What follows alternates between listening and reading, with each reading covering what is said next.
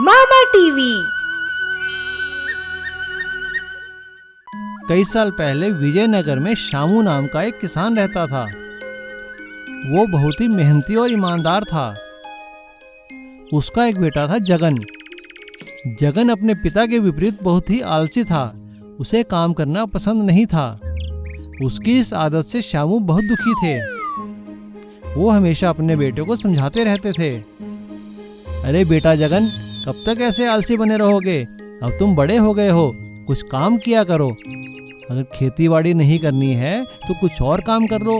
अपना ट्रैक्टर है उसे ही चला लो। नहीं पिताजी, मुझे काम करना बिल्कुल अच्छा नहीं लगता। शामू की पत्नी हमेशा अपने बेटे की हिमायत किया करती थी। माँ बेटे की जिद के आगे शामू बेबस हो जाता था। एक समय ऐसा आया कि उस गांव में सभी लोगों के ट्रैक्टर चोरी होने लगे। ट्रैक्टर चोरों का आतंक छा गया। ट्रैक्टर चोर रात में आते और उस आसपास के इलाके में जिसका भी ट्रैक्टर मिलता उसे उठाकर ले जाया करते थे। सभी लोग बहुत परेशान थे। ट्रैक्टर चोरों से पुलिस भी परेशान थी। वो भी उन्हें पकड़ पाने में नाकाम थी। ट्रैक्टर चोरी की खबरें सुनकर शामू ने जगन से कहा, बेटा जगन, तुम्हें रात को बाहर पहरा देना होगा। ध्यान रखना कोई हमारा ट्रैक्टर चोरी करके ना ले जाए। क्या पिताजी, हमारा पुराना ट्रैक्टर उठाकर कौन ले जाएगा? चलो, आप कहते हो तो मैं पहरा दे दूंगा। और जगन बाहर ऊंचाई पर बैठकर पहरा देने लगा और ट्रैक्टर को देखने लगा। तभी अचानक उसके मन में एक आइडिया आया। उसने ट्रैक्टर की सीट पर काफी सारा ग्लू लगा दिया। हाँ, अब देखता हूँ चोर कैसे ले जाते हैं। जो भी इसे लेने आएगा इस पे चिपक जाएगा। मैं आराम से सोता हूँ। ऐसा कर कर जगन आराम से सो गया। जगन को सोता देखकर ट्रैक्टर चोर उसका ट्रैक्टर चुराने आया, लेकिन उसे ये नहीं पता था कि ट्रैक्टर की सीट पर तो ग्लू लगा है। चोर जैसे ही ट्रैक्टर की सीट पर बैठा वो उससे चिपक गया और उसके हाथ ट्रैक्टर के स्टीयरिंग से चिपक गए। चोर ने बहुत कोशिश की लेकिन वो छूट नहीं पाया। छूटने की कोशिश करने की वजह से बाहर आवाजें होने लगी। आवाजें सुनकर शामू की नींद खुल गई। उसने आंगन में आकर देखा तो चोर ट्रैक्टर पर बैठा हुआ था और जगन आराम से सोया हुआ था। चोर चोर, पकड़ो पकड़ो चोर! अपने पिता की आवाज सुनकर जगन की नींद खुल गई। क्यों चिल्ला रहे हो पिताजी? सोने दो ना। अरे तुझे सोने की पड़ी है, और यहाँ देख, चोर ट्रैक्टर ले जा रहा है। नहीं पिताजी, ये नहीं जा पाएगा। देखिए ना, ये तो उठ भी नहीं सकता। श्यामू ने पास जाकर देखा तो वो हैरान रह गया। शोर सुनकर सारा गांव इकट्ठा हो गया और ट्रैक्टर चोर को पुलिस के हवाले कर दिया और जगन को इनाम दिया। जब जगन को इनाम के लिए स्टेज पर बुलाया जाने लगा तो जगन ने कहा, क्या पिताजी, इनाम लेने स्टेज पर जाना पड़ेगा? आप ही ले आइए ना मेरा इनाम। मुझे तो उठने की इच्छा ही नहीं कर रही। जगन की ये बात सुनकर उसके आलसीपन पे सभी लोग हंसने लगे। एक गांव में करण और अर्जुन करके दो छोटे बच्चे रहते थे। वो बहुत अच्छे दोस्त थे।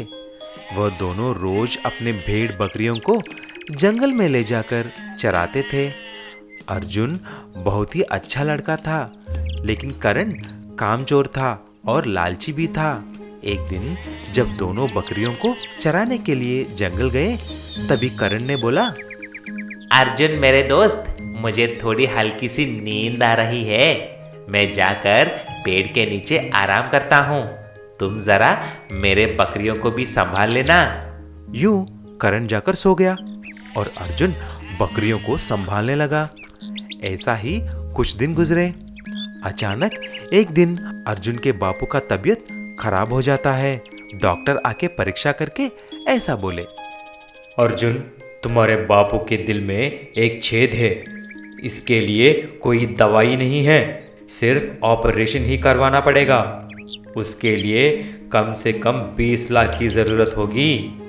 ये सुनकर अर्जुन बहुत परेशान हो जाता है और पैसों की इंतजाम करने के लिए देखता है। एक दिन जब फिर से अर्जुन और करण जंगल गए, अचानक एक दरवाजा बंद होने का आवाज सुनते हैं। जब वह दोनों कुछ झाड़ुओं के पीछे जाकर देखा तो वहां पर एक पुराना दरवाजा था। देखो करण, इस जंगल में इतना पुराना दरवाजा, देखो जरा क्या हो सकता है। चलो यार, पहले अंदर जाके देखेंगे, क्या पता इसमें सोना या पैसा मिल सकता है तो। ऐसा सोचकर दोनों अंदर जाते हैं। अंदर जाते ही वहां पर सारे चीज पैसों से बना हुआ था। ढेर सारे नोटों के बंडल पड़े हुए थे। जहां भी देखो सिर्फ पैसा ही पैसा था। यार अर्जुन, लगता है किस्मत निकल पड़ी हमारी। देखो कितना पैसा है। चलो चलो, जितना ले सके बांध लो, हम करोड़पति बन जाएंगे। करण, मुझे लग रहा है कि ये चोरी की पैसा है। अगर हम पकड़े जाएंगे तो हमारी जान भी जा सकती है। वो सब छोड़ दो यार, भूल गए क्या तुम्हारे बापू का इलाज भी करवाना है। कुछ मत सोचो और पैसा लेके निकलो यहाँ से। यूं करण और अर्जुन थैलियों में कुछ पैसे लेकर वहां से चले गए। उन पैसों से अर्जुन ने अपने पिताजी का इलाज भी करवाया और बचे हुए पैसों से एक दूध का दुकान खोलता है। लेकिन करण सारा पैसा अय्याशी करने लगा। उसने एक नया कार और स्पोर्ट्स बाइक भी खरीदा। ऐसा वह सारा पैसा खर्चा कर लिया। एक दिन करण अर्जुन के पास आया और ऐसा बोला, चलो यार, फिर से उस अंडरग्राउंड मनी हाउस में जाना है। मेरा पैसा खत्म हो गए हैं।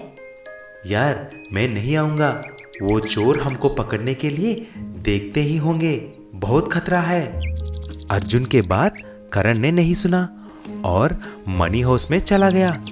उसका पीछा करते हुए अर्जुन भी जाता है। तभी अर्जुन ने देखा कि डाकू मंगल सिंह और उसके आदमी करण को अंदर पकड़ लेते हैं।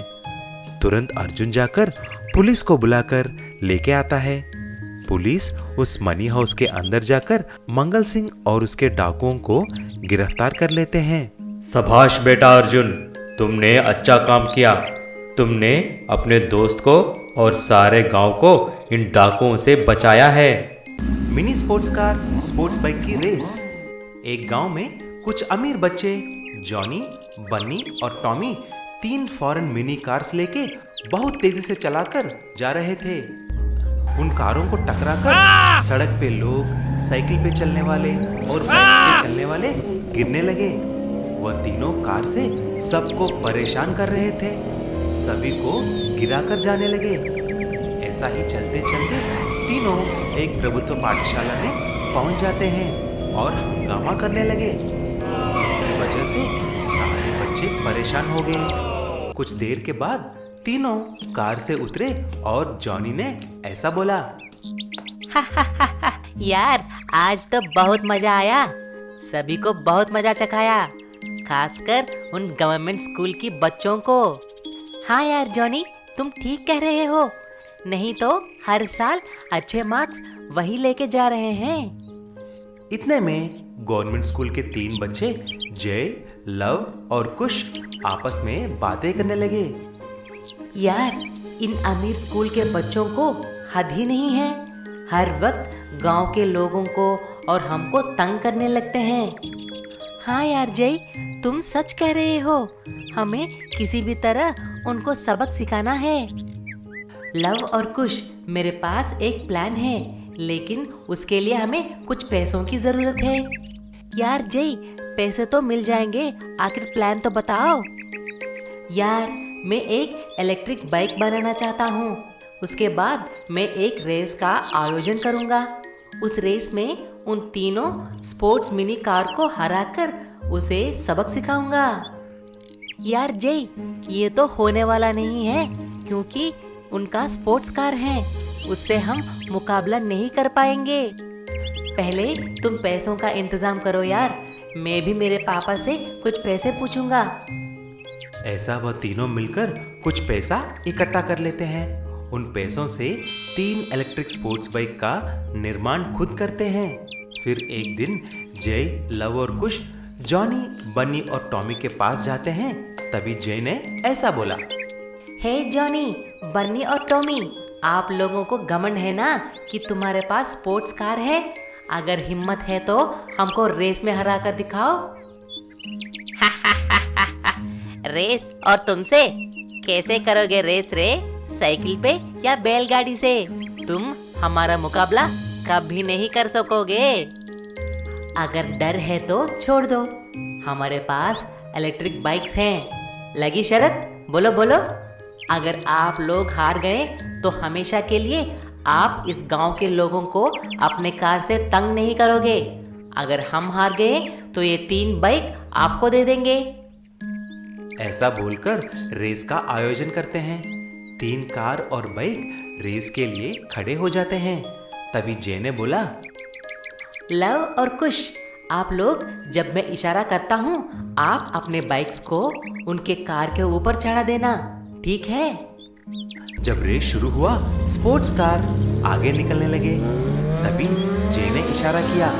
तुरंत जय, लव और कुश एक ही साथ अपने 3 बाइक्स को उन कारों के ऊपर चढ़ा देते हैं। लेकिन ये बात जॉनी, बनी और टॉमी को पता ही नहीं था। और जब रेस खत्म होने ही वाला था, जय फिर से इशारा करता है। तभी तीनों बाइक कारों के ऊपर से नीचे उतरकर जय, लव और कुश रेस जीत जाते हैं। तब से 3 अमीर दोस्त शर्मिंदा होके गांव में सभी को परेशान करना छोड़ देते हैं और जय, लव और कुश से दोस्ती भी करने लगते हैं।